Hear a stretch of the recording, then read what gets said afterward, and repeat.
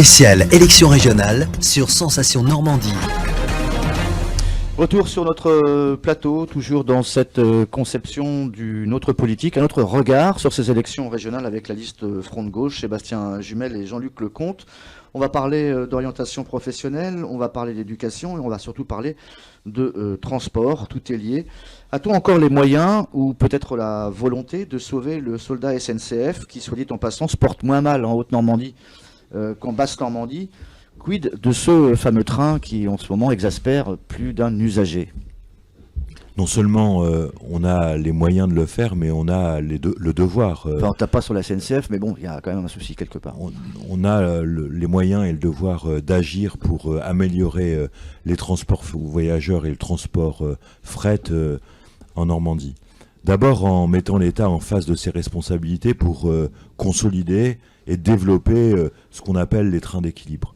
Ensuite, pour faire en sorte que la région, dans sa compétence d'aménageur du territoire, relie les pôles de vie, les pôles d'équilibre les uns avec les autres, en modernisant les voitures qui transportent les voyageurs. Et enfin, en faisant en sorte, à la veille de la COP21, ça serait la moindre des choses, de privilégier le fret ferroviaire et non pas les bus, les transports de marchandises par camion, ou les bus Macron qui sont un outil de dérégulation, de déréglementation et donc de mauvais exemple pour le plan climat en Normandie. Et de ce point de vue-là, nous formulons des propositions très concrètes que Jean-Luc Lecomte va développer dans quelques instants, mais avec comme parti pris de donner la parole aux usagers, de créer des comités de ligne associant cheminots, élus locaux et usagers pour développer ce que moi j'appelle un maillage territorial régional avec le transport voyageur. Jean-Luc Lecomte. Écoutez, je crois que c'est ça l'essentiel, parce que quand même, nous sommes dans un département, mais c'est vrai dans d'autres départements de cette région, où les conditions de transport des voyageurs sont quand même très très difficiles. Je disais, j'habite Vernon, quand même, je prends le train toutes les semaines, et vraiment, le voyage debout, les problèmes de ponctualité, fait qu'il y a quand même de grosses difficultés. C'est vraiment la galère, quoi, pour les usagers du train. Alors, toute la difficulté est effectivement que dans la colère, on ne s'en prenne pas aux cheminots, par exemple, mais bien qu'on voit où sont les vraies habilités. Et il est certainement du rôle de la région, d'ailleurs, qui traite beaucoup avec la SNCF, de faire qu'elle tienne ses engagements. Et elle les tiendrait mieux si elle n'avait pas supprimé autant d'emplois, et si elle n'en supprimait pas autant.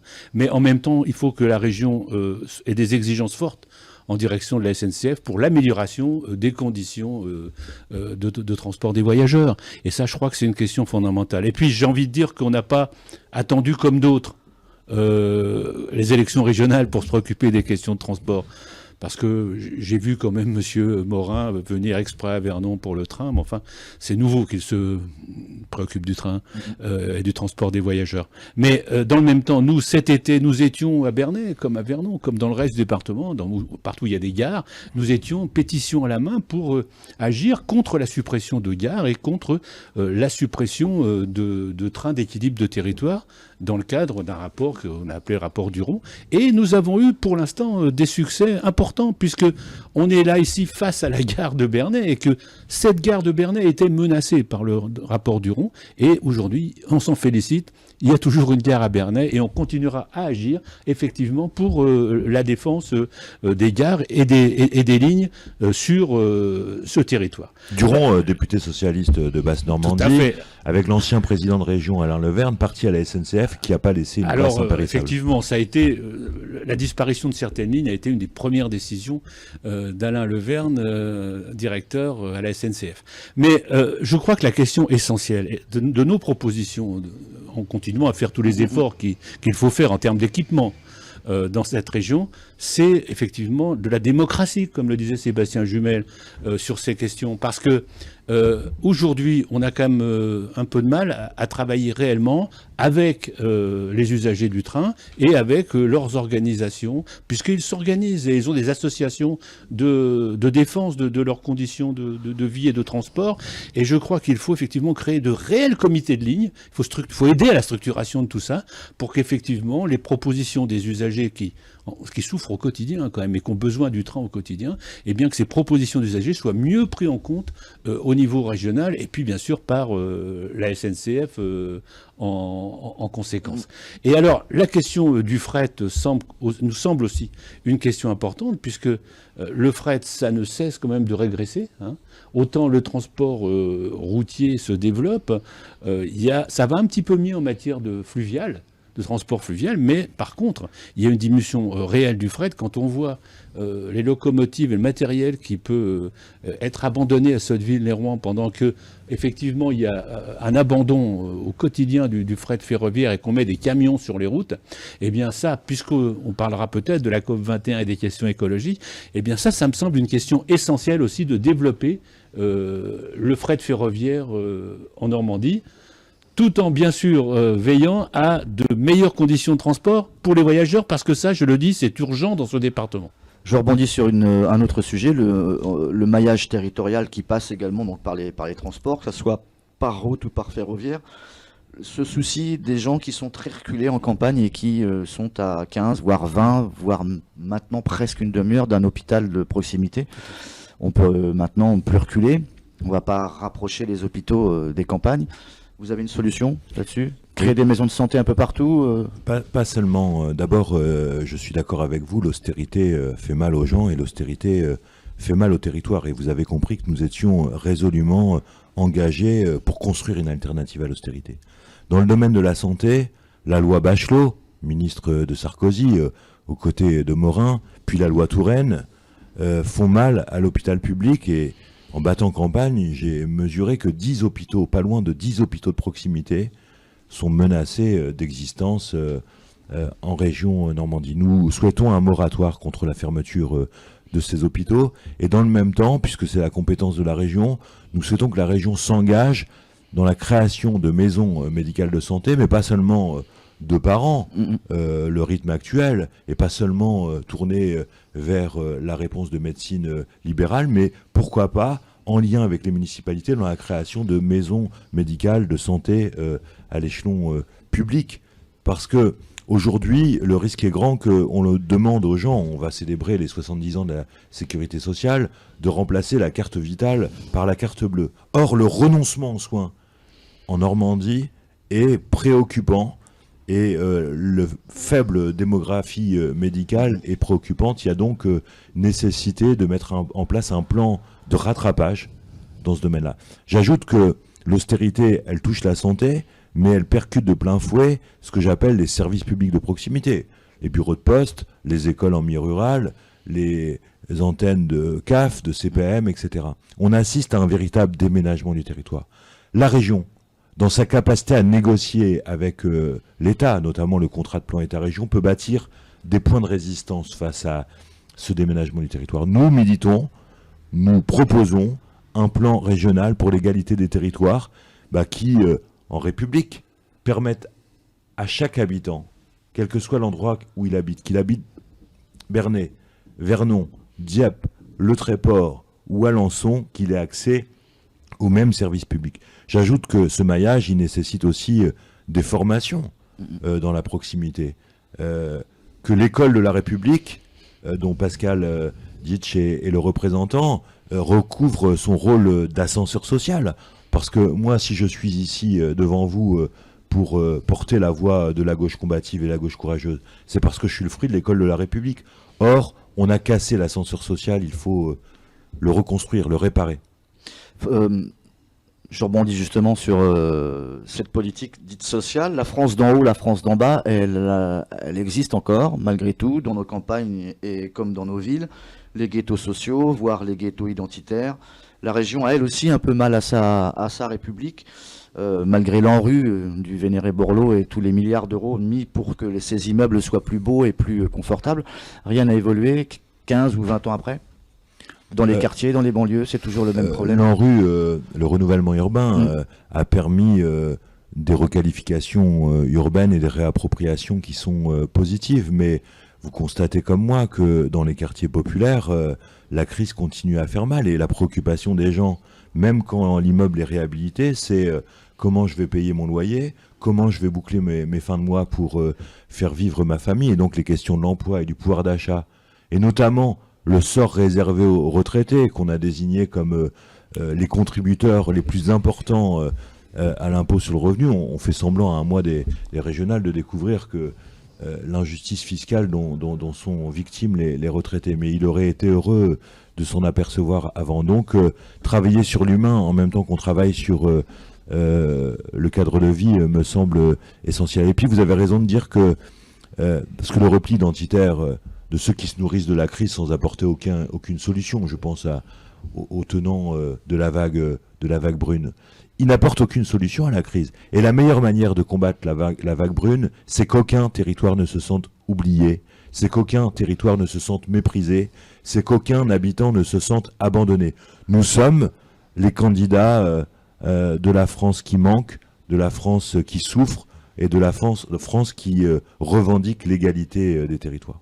Il y a notre ministre de l'Éducation qui a sorti, je pense, il y a 3-4 jours, une nouvelle future loi qui pourrait également être mise en place d'ici 2016, avec une vingtaine de départements en France qui seraient volontaires pour de la mixité dans les établissements scolaires, c'est-à-dire mélanger les gens qui ne seraient pas forcément de la même origine sociale et mélanger les enfants qui seraient favorisés et d'autres qui seraient plus handicapés au sens propre comme au sens figuré. C'est de la poudre de parlimpinpin. Vous êtes dans un département où d'ailleurs le nouveau président du département tape fort sur les solidarités et montre un exemple bien mauvais. Mais ce qu'il faut pour l'école, c'est des moyens pour les écoles en milieu rural. C'est la préservation des RASED, c'est-à-dire des outils de prise en charge des enfants en difficulté en zone d'éducation prioritaire. C'est de renoncer à la mauvaise réforme des collèges, parce que cette réforme qui permettait aux enfants des milieux modestes d'apprendre l'allemand, d'apprendre l'anglais, d'apprendre l'histoire, eh bien que cette réforme, elle va conduire à paupériser l'école de la République. Et c'est enfin, et c'est la compétence de la région, de mettre en place un plan régional de formation qui permette aussi aux jeunes de ce territoire, en connectant ça à la structuration des filières, de se former sur les métiers des énergies renouvelables, de se former sur les métiers du bois, de se former sur les questions agricoles, de se former sur les métiers de la pêche. Si l'on considère que l'agriculture et la pêche sont les métiers d'avenir, alors il faut former une nouvelle génération à ces métiers. Vous voyez que c'est tout le contraire que ce que le gouvernement met en place, parce que l'école de la République est aujourd'hui malade et le risque est grand qu'on mette en place une éducation à plusieurs vitesses. J'ajoute que nous plaidons aussi pour que l'enseignement supérieur ne se concentre pas uniquement sur les grands pôles métropolitains, mais que les villes moyennes puissent aussi voir les enseignements post-bac, la recherche, le développement, servir les territoires et le développement économique. L'orientation professionnelle, formation, apprentissage, on a tapé un peu sur les CIO il n'y a pas très longtemps, on en a sauvé quelques-uns.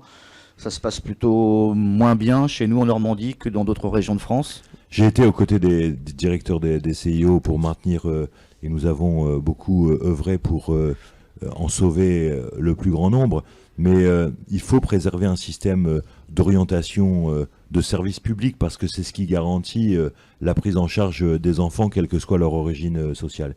Il faut par ailleurs faire en sorte que le secteur de la formation échappe à la loi du marché. Chaque année, la région lance des appels d'offres pour désigner des organismes de formation. Mais vous pensez qu'on peut bâtir des plans de formation sur un an ?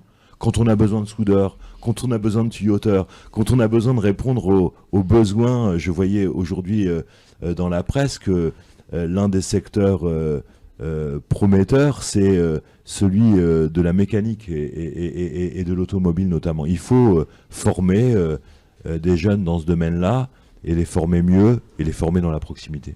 C'est pour aussi répondre peut-être à l'échec scolaire qui est de plus en plus important lorsqu'on sort du cycle 5e, 3e. Les élèves sont un peu perdus. L'apprentissage n'a plus la même valeur qu'il y a 10 ans. Les CFA sont aussi en grande difficulté financière. Mais là-dessus, Sébastien Jumel vient de le dire, là-dessus, les candidates et les candidats de la liste de gauche combative sont clairs. Il ne faut pas qu'il y ait un jeune qui sorte du système sans avoir un diplôme, une formation. Parce qu'effectivement, il y a des besoins et on propose qu'on y réfléchisse dès que nous serons élus. On va provoquer une conférence régionale pour travailler sur la carte scolaire et voir avec, y compris la communauté éducative, mais aussi avec les organisations syndicales et avec les chefs d'entreprise, voir un petit peu quels sont les besoins et puis quelle carte scolaire il convient de mettre en place pour une carte des formations pour qu'effectivement ça réponde aux besoins et qu'il n'y ait pas un seul jeune qui sorte du système scolaire sans un diplôme ou une formation. Et je crois que ça, c'est une proposition majeure également dans le cadre de ces élections régionales, parce que, vous voyez, ça aussi, ça contribue des difficultés qu'on peut constater au quotidien, en termes d'emploi, en termes de mal-vie. Et je crois qu'effectivement, ces questions, d'abord les questions de tout ce qui est éducation nationale, la formation initiale, mais aussi toutes ces formations techniques, technologiques, dans tous les domaines, je crois que c'est très important parce que c'est une région, un pays qui croit en sa jeunesse. Et si on ne croit pas en sa jeunesse, on ne va pas aller bien loin. Et je crois que c'est une préoccupation majeure de la liste de la gauche combative, effectivement, de tout faire pour l'avenir de cette jeunesse normande. Voilà. Sur les questions de santé qu'a très bien développé Sébastien Jumel, je crois que là aussi, vous voyez, défense de l'hôpital à Bernay, à Pont-Audemer, et il y a eu des gens dans la rue, défense de l'hôpital à Gisors, à Vernon. Sébastien Jumel rencontre au quotidien des comités de défense de l'hôpital. On en rencontrera encore d'autres à Gisors et à Vernon dans un proche avenir. Et sur notre liste, je veux dire, le docteur Emmanuel Colettis, c'est de l'animateur du comité de défense du centre hospitalier de Vernon depuis des années. C'est pour illustrer la façon dont cette belle liste a été construite. Et puis, maison de santé, avec des médecins qui font pas de dépassement d'honoraires, en secteur 1, les médecins des centres de santé. Et d'ailleurs, c'est la loi. Mais dans le même temps, peut-être, maison de santé, mais aussi centre de santé. Parce qu'il peut y avoir aussi des médecins qui font le choix d'être salariés et on peut aussi envisager, avec les collectivités locales, la mise en place de centres de santé où les médecins sont plutôt salariés, alors que dans une maison de santé, ce sont des médecins libéraux avec d'autres professionnels de santé. Avant d'aborder rapidement la COP21, l'identité de la Normandie, l'identité de terroir, de territoire, elle passe aussi par un apprentissage commun de sa culture. C'est la rhétorique et la théorie actuellement que beaucoup de listes de nos candidats mettent en place dans toutes les régions de France. Ça veut dire être normand, une culture identitaire unique entre Cherbourg, Donfront, passant par Moyaux, Lisieux et Darnétal. Être normand entre le littoral et l'intérieur des terres, c'est pas toujours facile, contrairement aux Bretons ou aux Corses qui ont ça chevillé au corps. Être normand aujourd'hui, comment on le revendique ? L'identité de la Normandie, c'est... quel que soit le département.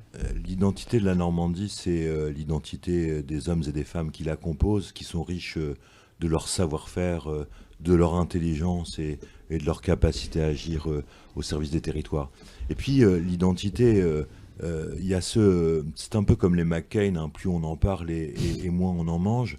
Moi, je suis maire d'une ville qui vient de signer une charte de valorisation des produits de la mer avec plus de 70 acteurs de la filière pêche. Je pense que dans ce domaine-là, on a François Morel, le célèbre chroniqueur de France Inter, qui vient de faire un sketch que je recommande à tout le monde. Normand et de l'Orne. Qui est normand, sur les produits du terroir et notamment sur le fromage. Mais là aussi, il y a des marges de progression énormes pour mieux valoriser les produits du terroir. Ça sera d'ailleurs le sujet du débat que nous aurons ce midi, parce que la Normandie, elle est aussi riche de ses savoir-faire dans ce domaine-là. Donc une identité qui est tout le contraire de l'identité repliée sur soi, étriquée, mais qui est l'expression d'un sentiment d'appartenance d'une région pleine d'atouts, à condition qu'on ait la volonté politique de les mettre en avant, de les valoriser. Et moi, je pense que notamment l'identité ouvrière, salariée, quand on va chez Hercel, quand on va chez Snecma, quand on va à Orbec, chez les sous-traitants automobiles, quand on va dans l'ensemble des entreprises qui maillent notre territoire régional, cette identité-là, elle a du sens pour les élus du Front de gauche que nous sommes. La COP 21, vous dites et après, ou alors vous dites et alors, pour se séparer sur ce sujet mondialement en ce moment traité. L'enjeu climatique, il est immense, il y a urgence à agir. Mais nous venons d'en parler largement à propos de la politique des transports. Il ne suffit pas de faire des déclarations d'amour à la planète pour se préoccuper de la planète, il faut agir concrètement. Trois préoccupations majeures. On vient de le dire, développement du transport voyageurs et du transport fret, développement du trafic maritime avec la nécessité de développer le cabotage maritime et le transport fluvial en Normandie. Si on le faisait, je vous assure que la résorption des gaz à effet de serre serait au rendez-vous. Et puis ensuite, moi je ne connais pas d'autre manière de se préoccuper de la planète que de faire en sorte que nous construisons des emplois pour les habitants et les territoires de vie là où ils habitent, parce que c'est ça qui construit les équilibres de territoire. Et donc qu'on arrête d'en parler et qu'on agisse, et de ce point de vue-là, la région a la possibilité d'être exemplaire, tellement les enjeux que je viens de citer sont importants. Canal Seine-Nord peut être, s'il se fait sans investissement pour le port du Havre, pour le port de Rouen, un aspirateur à activité économique où on va regarder passer les trains et les bateaux. Nous militons pour qu'il y ait des investissements à la hauteur des enjeux pour le port du Havre, pour le port de Rouen, pour le port de Cherbourg, et non pas en concurrence, mais en complémentarité. Je suis généreux, Jean-Luc Lecomte, je vous offre 20 secondes pour rebondir là-dessus, avant de se quitter. Bah écoutez, moi je pense simplement effectivement que si on arrêtait l'emploi des salariés, ça arrangerait bien, comme l'a dit Sébastien Jumel, les choses au niveau des gaz à effet de serre.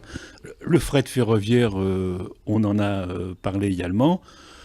Je dirais aussi que la région peut intervenir dans une autre filière qui est tout ce qui est les filières pour que les habitats ne consomment pas trop d'énergie. Et je crois que ça aussi, c'est une filière importante à développer au niveau régional et qui participe de l'effort que nous avons à faire en termes de limitation de l'augmentation des problèmes climatiques que desquels se préoccupe la COP 21. Je vous ai bien compris. Jean-Luc Lecomte, merci. Sébastien Jumel, de même. Vous représentez donc la liste Front de Gauche pour la Normandie unifiée, entre guillemets. Et on vous souhaite le meilleur pour la suite de ces élections. Merci à vous. Merci Au revoir, beaucoup. à très vite.